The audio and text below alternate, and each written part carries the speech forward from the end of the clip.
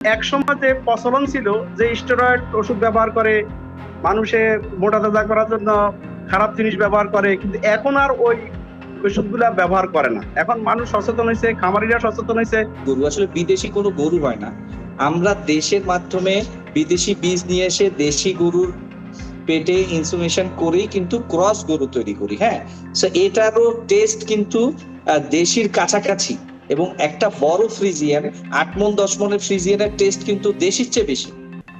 দেশি বিদেশি নানা জাতের গরু নিয়ে ইতিমধ্যে শুরু হয়েছে কোরবানির পশুর হাট। আমাদের দেশে কোরবানির জন্য সবচেয়ে আকর্ষণীয় পশু হলো গরু, আর গরুর মধ্যে সবচেয়ে আকর্ষণীয় হলো দেশি গরু। বিগত কয়েক বছর ধরেই মূলত দেশের বাজারে এর চাহিদা বেড়েছে, যার অন্যতম কারণ মাংসের স্বাদ ও দামের সহনশীলতা। সালাম, নমস্কার, আদাব। আপনারা দেখছেন ডিবিসি নিউজের সাপ্তাহিক বিশেষ আয়োজন নেটিজেন ভার্সেস সিটিজেন। সঙ্গে আছে আব্দুল্লাহ হীরা। অনুষ্ঠানটি নিবেদন করছে রেডি ডিটারজেন্ট পাউডার। কোরবানির সময় মানুষ সাধারণত বেশি মাংস হবে এমন জাতের গরুর খোঁজ করেন, কিন্তু দেশি গরুর মাংসের স্বাদ বিদেশি গরুর তুলনায় বেশি থাকায় অনেকে আবার দেশি গরু কেনার দিকেই ঝুঁকে থাকেন। কিন্তু দেশি গরু চিনবেন কিভাবে? সাধারণভাবে দেশি গরু বিদেশি জাত বা সংকর জাতের চেয়ে আকারে কিছুটা ছোট হয়। দেশি জাতের গরুর শরীরে চর্বি কম থাকে, তবে অনেকে বিদেশি গরুকে দেশি গরু ভেবে প্রতারিত হন। তাই দেশি গরু চেনার জন্য মানুষের আগ্রহ এবং কৌতূহলের শেষ নেই। যেহেতু দেশি জাতের জনপ্রিয়তা বাড়ছে, ফলে দেশি জাত কিভাবে চেনা যায় সে প্রশ্ন অনেকের মধ্যেই দেখা যায়। দেশি গরুর মূল বৈশিষ্ট্য হচ্ছে এরা ছোট ও মাঝারি আকৃতির। এছাড়া বেশিরভাগ ক্ষেত্রে দেশি গরু এক রঙের হয়। এ জাতের গরুর চামড়া শক্ত থাকে, গলার নিচে চামড়ার ভাঁজ কম থাকে। এদের পা চিকন ও শিং বড় হয়, গায়ের লোম ছোট এবং দেহ চকচকে হয়। এর বাইরে আমাদের দেশে আরও 5 ধরনের দেশি গরু পাওয়া যায়। স্থানীয় দেশি জাতের গরু মুন্সিগঞ্জের মীর কাদির, চট্টগ্রামের red Chittagong cattle, Pabna cattle ও নর্থ বেঙ্গল গ্রে ইত্যাদি। এ জাতের গরু দেশের সবখানে পাওয়া যায়। এ গরু আকারে ছোট হয়, এর কুঁচ সুগঠিত থাকে, গলার নিচের চামড়া বেশ বিকশিত থাকে। প্রাপ্তবয়স্ক ষাঁড়ের গলার নিচের চামড়া ঝুলে থাকে, কান লম্বা এবং পাতার মতো ভাঁজ হয়ে থাকে। এদের শিং বাঁকানো থাকে। গায়ের রং লাল, সাদা, কালো, ধূসর বা ছাই রঙা কিংবা 2 বা ততোধিক রঙের মিশ্রণও হতে পারে। এদের উচ্চতা 3 থেকে 3.5 ফুট পর্যন্ত হয়ে থাকে। নগরকেন্দ্রিক ঈদের হাটে কোরবানির জন্য মুন্সিগঞ্জের মীর কাদিমের ধবলগাই বেশ জনপ্রিয়। এই গরুর চাহিদা ব্যাপক। এটি আকারে সাধারণ গরুর চেয়ে বড়। এই গরুর বৈশিষ্ট্য হচ্ছে এটি সাদা রঙের হয়ে থাকে, তবে কখনো হালকা ছাই রঙেরও দেখা যায়। মীর কাদিমের গরুর মাংসে আঁশ কম থাকে, এর হাড় চিকন হয়, ফলে মাংস হয় নরম ও তেলতেলে। দেশি আবহাওয়া সহনশীল বলে খামারিদের কাছে বেশ জনপ্রিয় চট্টগ্রামের রেড চিটাগাং ক্যাটল। মূলত এ জাত চট্টগ্রাম এবং এর আশপাশের জেলায় বেশি উৎপাদন হয়। এ গরুর গায়ের রং লাল, এর খুর মানে পায়ের রং লাল। এটি আকারে মাঝারি এবং এর কুঁচ ছোট আকারের হয়। এ গরু পালনে খাবার কম লাগে। বাংলাদেশের জাতীয় তথ্য বাতায়নে পাবনা ক্যাটল সম্পর্কে বলা হয়েছে, পাবনার চলনবিল সংলগ্ন সিরাজগঞ্জের বাঘাবাড়ির বিস্তীর্ণ এলাকায় এ গরুর বাস। এটি পাবনা ব্রিড নামেও পরিচিত। মাঝারি আকৃতির এ জাতের গরু সাদা বা সাদা মেশানো ছাই রঙের হয়ে থাকে। এছাড়া লাল, ধূসর বা মিশ্র বর্ণেরও হয়। আমাদের দেশের উত্তরাঞ্চলের নর্থ বেঙ্গল গ্রে গরুর দেখা মেলে। এর গায়ের রং সাদা বা গাঢ় ধূসর এবং সাদা রঙের মাঝামাঝি যে কোনো রঙের হতে পারে। পূর্ণবয়স্ক পুরুষ গরুর ঘাড়ে ছাই রঙের ছোপ দেখা যায়। মুখ, চোখের পাতা ও খুর কালো রঙের হয়ে থাকে, তবে লেজের প্রান্ত সাদা রঙের হয়। গরুর শিং ছোট বা মাঝারি আকারে হয়ে থাকে এবং শিংয়ের ভেতরের দিকে বাঁকানো থাকে। এছাড়া কোরবানির সময় এলে আলোচনার কেন্দ্রবিন্দুতে পরিণত হয় পশুর হাটগুলোতে ভারতীয় গরুর ব্যাপক প্রবেশ। যদিও সরকার একাধিকবার সীমান্ত দিয়ে পশু আসার উপর বিধিনিষেধ আরোপ করেছে, তথাপি বাস্তব চিত্র হলো কোরবানির বাজারে ভারতীয় গরু এখনো বড় একটি অংশ দখল করে আছে। এতে যেমন দেশীয় খামারিরা ক্ষতিগ্রস্ত হন, তেমনি দেশের অর্থনীতির ওপরও পড়ে নেতিবাচক প্রভাব।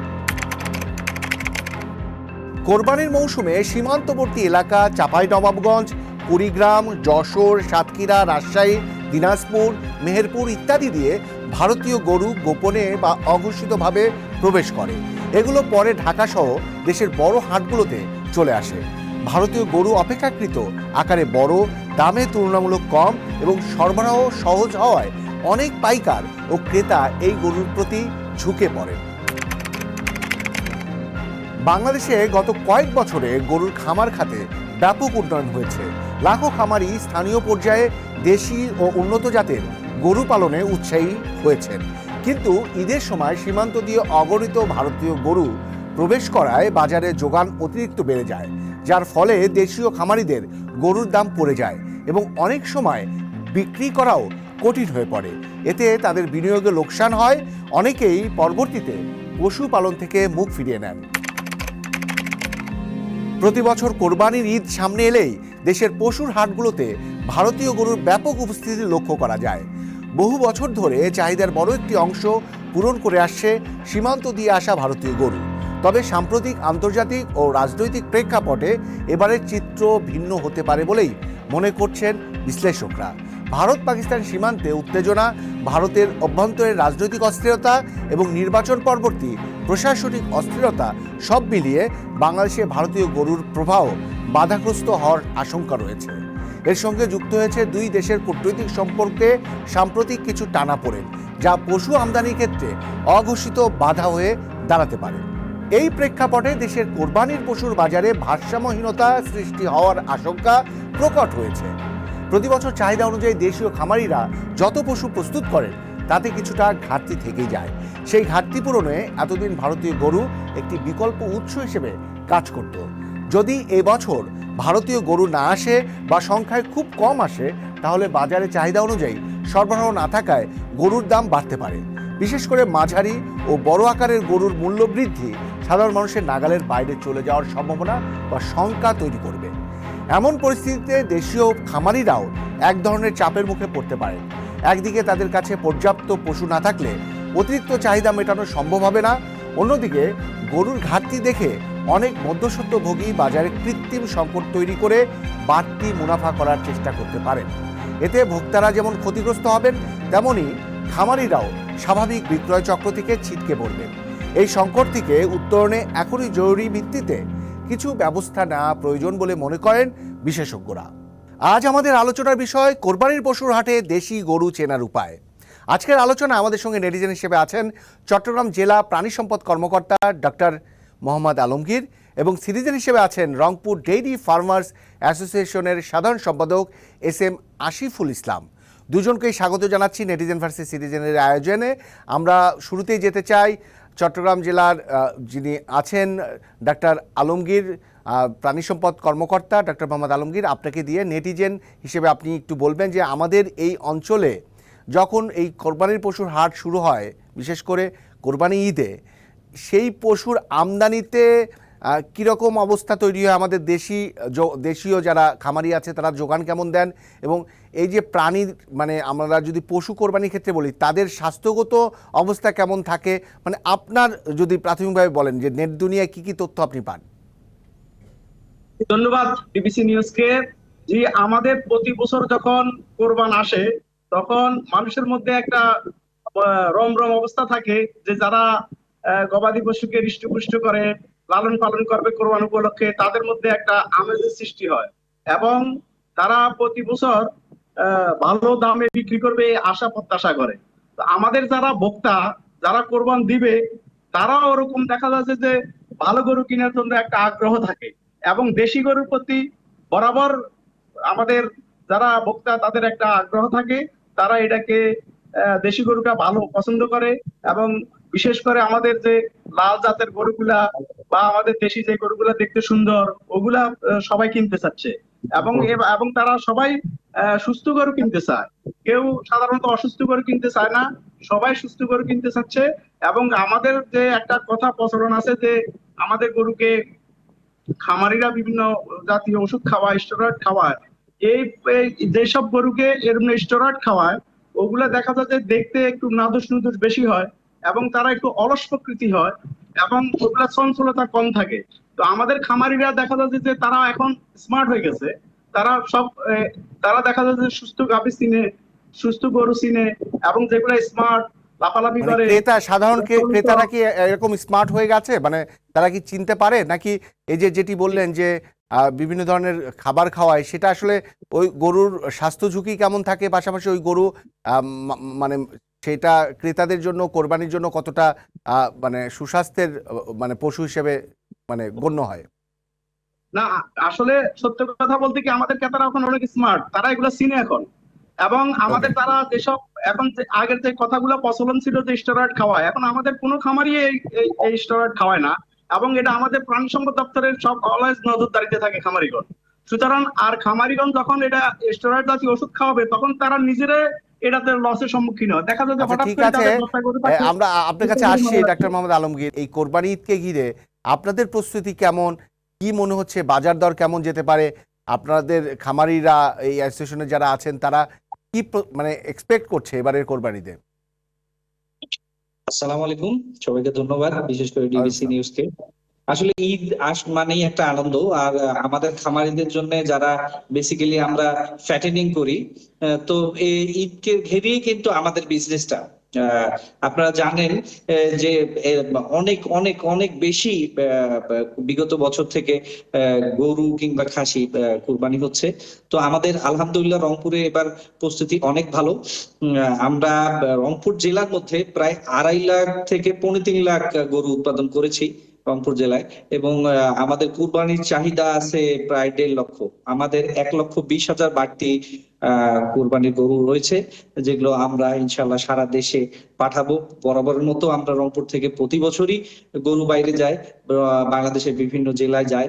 বাংলাদেশের বিভিন্ন জেলায় যে রংপুর থেকে গরু যায়, মানে সেই গরুর সংখ্যাটা কত হতে পারে? বা দেশি গরুর কথা যেটা বলছিলাম, দেশি গরুর পাশাপাশি আর কি ধরনের বা কি ধরনের জাতের গরু থাকে আপনাদের? দেশি গরু, ফ্রিজিয়ান ক্রস, দেশির সাথে যে ক্রস, এই 3টে গরুই আছে। শাহিওয়াল আছে, শাহিওয়ালটাই দেখতে শুনতে দেশি যেমন একটা খুব ভালো চাহিদা আছে। দেশির বাজেটটা আমাদের সাধারণত 70,000, 80,000 থেকে শুরু করে 1.5 লক্ষ, হ্যাঁ, এই পর্যন্ত থাকে। এই বাজেটের চাহিদাটা খুব বেশি। আর দেশি গরুর সৌন্দর্য আপনারা সবাই জানেন, আলহামদুলিল্লাহ আমরাও জানি, যে হাটে গিয়ে প্রথমে আমাদের দেশি গরুটাই পছন্দ হয়।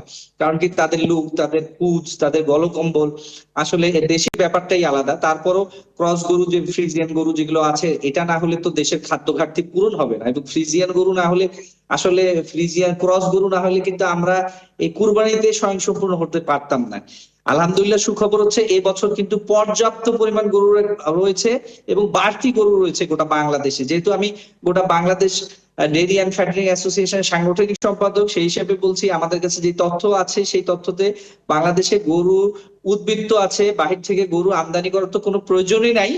বরঞ্চ যদি বিদেশে, ইন্ডিয়া থেকে কোনো গরু ঢুকে, তাহলে আমাদের কিন্তু মরার উপর খরার ঘা হবে। কারণ কি, আপনারা জানেন, পর্যাপ্ত গরু থাকার কারণে কোনো বাইরের গরু আসার দরকারই হবে না, কিন্তু এই পর্যাপ্ত গরু থাকার পরেও আরেকটা বিষয় ভাই বলি, যে বাংলাদেশেই একমাত্র বিশ্বে সবচেয়ে বেশি গোখাদ্যের দাম। সো আমরা কিন্তু নানা প্রতিকূল পরিবেশে টিকে আছি। এই অবস্থার মধ্যে অনেক নতুন উদ্যোক্তা, অনেক বেকার, অনেক নতুন ছাত্র, অনেক মহিলা, সবাই কিন্তু ইনভেস্ট করতেছে এই জায়গাটায়। হ্যাঁ, তো সরকারের উচিত হবে কোনো মতেই যাতে এই জায়গাটা থেকে মানে কোনো মতেই যাতে খামারিরা প্রতারণার শিকার না হয়। যেমন ইন্ডিয়া থেকে কিন্তু গরু ঢুকতেছে, তার প্রমাণ হচ্ছে বিভিন্ন হাটে গেলে এত শাহিওয়াল, এত বড় বড় শাহিওয়াল, এত সুন্দর সুন্দর শাহিওয়াল আসলে আসে কোত্থেকে? বাংলাদেশে এত শাহিওয়ালের মাদার কোথায়? এটা তো স্বাভাবিক ব্যাপার। হ্যাঁ, তো গরু ঢুকছে। যেমন আমাদের এখান থেকে কুড়িগ্রাম, লালমনিরহাট, দিনাজপুর যে সীমান্ত গুলো আছে, আমরা উপদেষ্টা মহোদয়কে বলেছি এবং আমাদের প্রশাসনকে বলেছি, গরু যাতে কোনো মতেই না ঢোকে। প্রশাসনের দৃষ্টি আকর্ষণ করব, যদি গরু ঢোকে, আসলে ছোট ছোট খামারি যারা আছে তারা কিন্তু ধ্বংস হয়ে যাবে। বিশেষ করে আমরা একটু এস এম আশিফুল, আমরা একটু যেতে চাই ডাক্তার মোহাম্মদ আলমগীর, যিনি নেটিজেন হিসেবে আছেন, প্রাণী সম্পদ কর্মকর্তা চট্টগ্রাম অঞ্চলের। আপনি একটু আমাদেরকে ধারণা দেন যে আমাদের বাংলাদেশে যে জাতের গরুগুলো আছে, তার মধ্যে খুবই আকর্ষণীয় কোরবানির পশু হাটের জন্য কোন জাতের? আমরা মনে করি যে আমাদের দেশে যে দেশি জাতের গরুগুলো আছে, এটার মধ্যে সবচেয়ে আকর্ষণীয় রেড চিটাগং জাতের গরু। আমাদের চট্টগ্রাম অঞ্চলে যে জাতটা, এই জাতটা সবচেয়ে বেশি আকর্ষণীয়। দেখতে এটা লাল, সুন্দর, এবং এটা সবাই এই গরুটা পছন্দ করে আমার মতে। তারপরে আছে আমাদের মীর কাদিম আছে, আমাদের পাবনার ব্রিড আছে। এই গরুগুলা সাধারণত আহ, আমাদের দেশের মানুষ সব বেশি পছন্দ করে। ওকে, কিন্তু চট্টগ্রাম অঞ্চলের গরুর যে জাত, সেই জাতটা তো আকারে একটু ছোট হয়। আমরা শুনেছি বা আমরা অনেকের কাছ থেকে তথ্য পাই যে চট্টগ্রাম অঞ্চলের গরুর জাতটা, মানে চট্টগ্রাম অঞ্চলে মানে ওই ছোট জাতটা কেন পছন্দ করে? মানে ওটার কি মাংসের স্বাদটা বেশি থাকে, বা ওই অঞ্চলে একটা ট্র্যাডিশন আছে এরকম নাকি যে বড় গরুর চেয়ে ছোট গরুর কেনার প্রতি আগ্রহ? না, ওইটাই দেখতে এটা সুন্দর। সবচেয়ে বড় কথা হলো এটা দেখতে খুব সুন্দর, লাল জাতের গরু দেখতে সুন্দর এবং মাংসের স্বাদটা একটু বেশি টেস্ট। এটাও একটা কারণ আছে। এবং এই এই জাতটা কি একেবারে ওই যে আমরা যেটা বলি মোটা তাজাকরণের বাইরের ধরনের একটা গরু, নাকি এই ধরনের গরু মোটা তাজাকরণ চলছে? হ্যাঁ, এই ধরনের গরু মোটা তাজাকরণ চলছে। এগুলোর মধ্যে রেড চিটাগং জাতের মধ্যে যেগুলা ষাঁড় গরু, যেগুলা ফিমেল গরু, সেগুলো তো আমাদের গাভী হিসেবে ব্যবহৃত হচ্ছে। আর যেসব ষাঁড় গরু সেগুলো মোটা তাজা করে কোরবানি ব্যবহার করা হচ্ছে, কোরবানি বিক্রি করা হচ্ছে। আপনাদের কাছে কেমন তথ্য থাকে? মানে এই যে আমরা পশুর হাটে দেখি, কোরবানির পশুর হাটে বাংলাদেশের গরুর যে আমদানি, সেই আমদানির বাইরেও কিছু বাইরের গরু আসতে হয়, বিশেষ করে ভারতের গরু। সে অপ্রদর্শিত পথ দিয়ে অনেক গরু আসে। সেইটা ছাড়া কি বাজার পরিস্থিতি আপনার দৃষ্টিতে কি, মানে বাজার পরিস্থিতি ঠিক থাকবে, নাকি সামনে এবারের পরিস্থিতি কি দাঁড়াবে? মানে গরু চলে আসবে বা বাজার পরিস্থিতি আপ হয়ে যাবে? না, গরু আসার কোনো দরকার নাই, আমাদের দেশে পর্যাপ্ত পরিমাণ গরু আছে। আমাদের খামারি ভাইরা যে পরিশ্রম করছে, তারা পর্যাপ্ত গরু আমাদের কোরবানির জন্য, আমাদের যে চাহিদা আছে এই চাহিদা অনুযায়ী আমাদের কোরবানির গরু রেডি আছে। এখানে বাইরে থেকে কোনো গরু আর আসার দরকার নাই, আনারও দরকার নাই। তারপর আমাদের দেশে প্রতি বছর দেখা যায় যে চোরাই পথে কিছু গরু আসে, যেটা অনাকাঙ্ক্ষিত। আমরা চাচ্ছি না আমাদের দেশে কোনো গরু ঢুকুক, কোনো গরু আসুক। আমাদের খামারিরা তাইলে দেখা যাচ্ছে সেক্ষেত্রে আমাদের খামারিরা লুজার হচ্ছে। সুতরাং আমরা চাচ্ছি যে আমাদের দেশি গরুতে আমরা ইনশাল্লাহ কোরবানি সাফিসিয়েন্ট, এখানে বাইরের গরু কোনো দরকার নাই আমাদের। না, কিন্তু একটি বিষয় যে খামারিরা লুজার হচ্ছে বলতে, যে চোরাই পথে গরুগুলো আমদানির মধ্য দিয়ে হওয়ার চান্স থাকবে বা সংখ্যা থাকবে, কিন্তু খামারিরা যে মানে মুনাফা মানে প্রত্যাশা করছে, সেটা তো ক্রয় মানে মানে যারা ক্রেতা তার মানে তার ক্রয় ক্ষমতার মধ্যে তো হতে হবে। সেটা কি আবার ছাড়িয়ে যাবে কিনা? মানে এটার জন্য তো ওই যে চোরাই পথে যে আসা, সেটা একটা মানে একটা ওয়ে তৈরি হয়, মানে চোরা কারবারিরা এক ধরনের পরিবেশ পায়। সেটা কি ঠিক থাকবে, মানে দাম বা ক্রয় ক্ষমতার মধ্যে থাকবে? না, শুনেন, আমরা চাচ্ছি যে আসলে উইন উইন সিচুয়েশন। আমরা চাচ্ছি যে আমাদের খামারিরাও দাম পাবে, এদিকে আমাদের ক্রেতারাও তাদের ন্যায্য মূল্যে গরু কিনতে পারবে। সুতরাং উভয় পক্ষে লাভবান হতে হবে। আর আমাদের খামারিরা যদি সবসময় লসের সম্মুখীন হয়, তো তাইলে তারা গরু পালতে আগ্রহ হারিয়ে ফেলবে।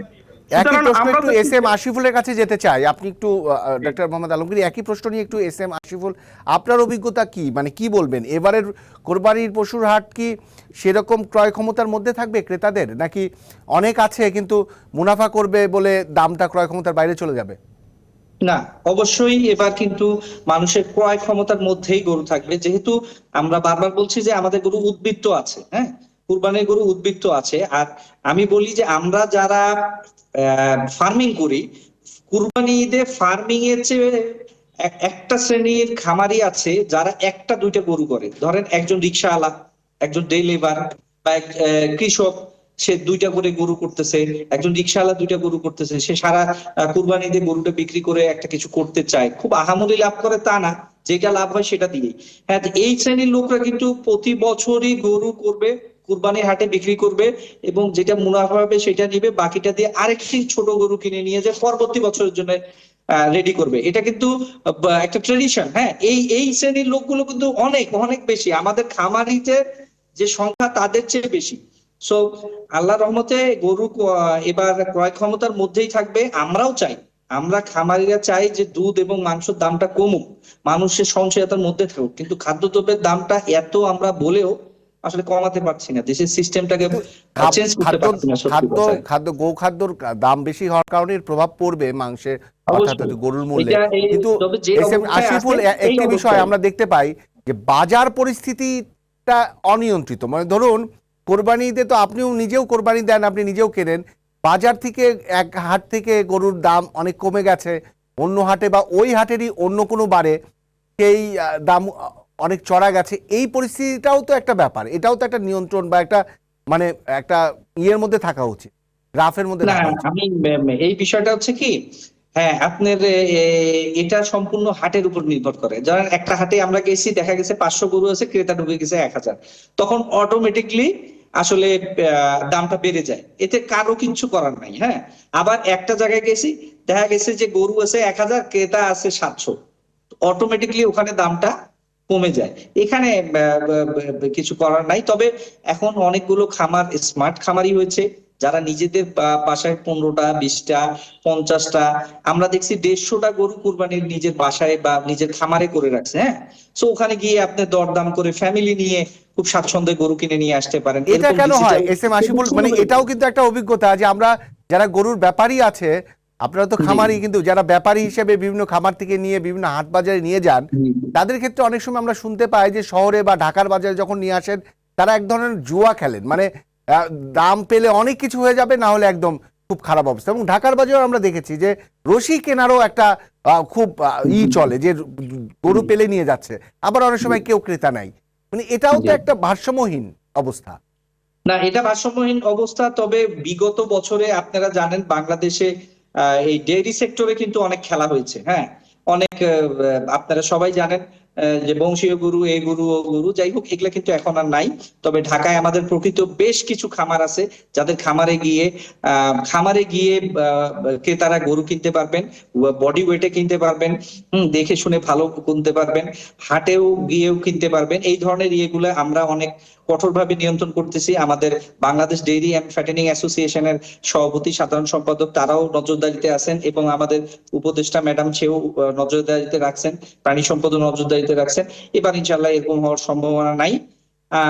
বাকিটা ক্রেতাকেও একটু সচেতন হতে হবে, ওকে, কিন্তু এই যে নজরদারি ডাক্তার মোহাম্মদ আলমগীর, আপনি কি বলবেন? আপনাদের নজরদারি, মানে যারা আপনারা এই পশু সম্পদ বিষয়ে যারা ডাক্তার হিসেবে বিভিন্ন জায়গায় দায়িত্বে আছেন, যেসব মানে মোটা তাজাকরণের ওষুধ প্রয়োগ করা হয়, খাবার প্রয়োগ করা হয়, খাবারের সংমিশ্রণ ঘটানো হয়, সেখানে অনেক সময় আমরা পাই, প্রতিবেদনে উঠে আসে, গণমাধ্যমে উঠে আসে যে অনেক সময় এমন কিছু ব্যবহার করা হয় যেটা মানুষের স্বাস্থ্যের জন্য ঝুঁকিপূর্ণ এবং ওই প্রাণীর জন্য ঝুঁকিপূর্ণ। সেগুলো কি মানে এই পর্যায়ে এসে সেগুলো বন্ধ করা গেছে বা ব্যান করা গেছে বা নাই, কি বলবেন? না, আমরা আমাদের বাংলাদেশে প্রত্যেকটা উপজেলাতে আমাদের ভেটেরিনারি ডাক্তার আছে, ভেটেরিনারি মেডিকেল টিম আছে। আমরা এইগুলা আমাদের প্রতিনিয়ত আমরা নজরদারি করে থাকি এগুলা। সুতরাং একসময় যে প্রচলন ছিল যে স্টেরয়েড ওষুধ ব্যবহার করে, মানুষে মোটা তাজা করার জন্য খারাপ জিনিস ব্যবহার করে, কিন্তু এখন আর ওই ওষুধগুলা ব্যবহার করে না। এখন মানুষ সচেতন হয়েছে, খামারিরা সচেতন হয়েছে। দেখা যাচ্ছে যে স্টেরয়েড ব্যবহার করতে গিয়ে তাদের 10টা গরুর মধ্যে একটা গরু অনেক সময় মারা যাচ্ছে। সুতরাং খামারিরা এটাতে লসের সম্মুখীন হচ্ছে। সুতরাং খামারিরা নিজেরাই সচেতন হচ্ছে। খামারিরা দেখা যাচ্ছে গরু বিক্রি করতে পারছে না, এই ধরনের গরু বাজার আনলে বিক্রি করতে পারতেছে না। সুতরাং খামারিরা এখানে সচেতন হয়েছে, খামারিরা এই ধরনের ওষুধ এখন আর ব্যবহার করে না। আর আমরা আমাদের নজরদারি তো সারা বাংলাদেশে আছে। এই ঝুঁকিগুলো যেমন কমেছে, পাশাপাশি যে একটু আগে এস এম আশিফুল উল্লেখ করছিলেন বিভিন্ন জাতের গরু, খামারে যখন আপনারা ভিজিটে যান ডাক্তার হিসেবে, আপনার কাছে কি মনে হয় যে এইরকম কোনো জাতের গরু আছে যেটা মহামান্য জাত, মানে একটু মাননীয় জাত, মানে এরকম জাতের গরু আদৌ কি আপনার আমাদের সাধারণভাবে বুঝতে গেলে আপনার কাছে কি তথ্য আছে? না না না, এই ধরনের কোনো জাতের কোনো বিষয় না। এই ধরনের কোনো ভালো জাত বা খারাপ জাত, এটা ভালো গরু বা ভালো জাতের বংশীয় গরু, এটা খারাপ জাতের গরু, এই ধরনের কোনো কিছু আমাদের প্রাণী সম্পদে এই ধরনের কোনো কিছু নাম নাই। আমরা এগুলাতে মানে এই ধরনের কোনো কথা বলি না কাউকে। এবং আমরা মানে যে জাতের গরুই হোক না কেন, গরুর যে ধরনের প্রোটিন শরীরের জন্য আমাদের চাহিদা মেটায় সেই একই দিবে, নাকি এর মধ্যে অনেক বেশি তারতম্য হয়ে যাবে ডাক্তার মোহাম্মদ আলমগীর? না, কোনো তারতম্য হবে না, কোনো তারতম্য হবে না। সব থেকে আমরা একই ধরনের প্রোটিন পাবো। আমরা একদম শেষ পর্যায়ে আমরা শেষ করতে চাই, খামারি অ্যাসোসিয়েশনের যিনি ঊর্ধ্বতন নেতা আছেন, পাশাপাশি নিজেও একজন বড় খামারি, এস এম আশিফুল ইসলাম, আপনাকে দিয়ে শেষ করতে চাই। শান্তিপূর্ণ একটা গ্রহণযোগ্য ক্রয় ক্ষমতা সাপেক্ষ একটা ঈদ অর্থাৎ কোরবানি ঈদ হতে যাচ্ছে কিনা, খামারি হিসেবে, খামারির মালিক হিসেবে, নেতা হিসেবে, খামারি নেতা হিসেবে কি বলবেন? না, অবশ্যই আমাদের সাথে উপদেষ্টা মহোদয়ের সাথে মিটিং হয়েছে এবং তাদের সাথে আমরা মিটিং করেছি, এই বিষয়গুলো নিয়ে কথা বলেছি। সো খুব সুন্দর একটা ভালো ঈদ যাচ্ছে, এই ঈদ হচ্ছে সামনে। আরেকটা বিষয় আমি আপনার মাধ্যমে দেশবাসীর কাছে জানাতে চাই, আসলে দেশি এবং ফ্রিজিয়ান আমরা বলি বিদেশি গরু, আসলে বিদেশি কোনো গরু হয় না। আমরা দেশের মাধ্যমে বিদেশি বীজ নিয়ে এসে দেশি গরুর পেটে ইনসুমেশন করেই কিন্তু ক্রস গরু তৈরি করি। হ্যাঁ, সো এটারও টেস্ট কিন্তু দেশির কাছাকাছি, এবং একটা বড় ফ্রিজিয়ান 8 মণ 10 মণের ফ্রিজিয়ানের টেস্ট কিন্তু দেশির চেয়ে বেশি। আসলে অনেকে খায় না, অনেকে জানে না, এটা বলতে চাচ্ছি। তবে সর্বোপরি আলহামদুলিল্লাহ খুব ভালো, এবং আমাদের দেশের পরিস্থিতি গরু মজুদ আছে। আসলে আগের সেই এগুলো ওকে, এখন আমরা নাই। শেষ করতে চাই এই আলোচনার মধ্যে দিয়ে যা পেয়েছে দর্শকরা ক্রেতা হিসেবে বা বিক্রেতা হিসেবে অবশ্যই তাদের উপকারে আসবে। ডাক্তার মোহাম্মদ আলমগীর এবং এস এম আশিফুল ইসলাম দুজনকে অসংখ্য ধন্যবাদ। ধন্যবাদ। ধন্যবাদ আপনাকে।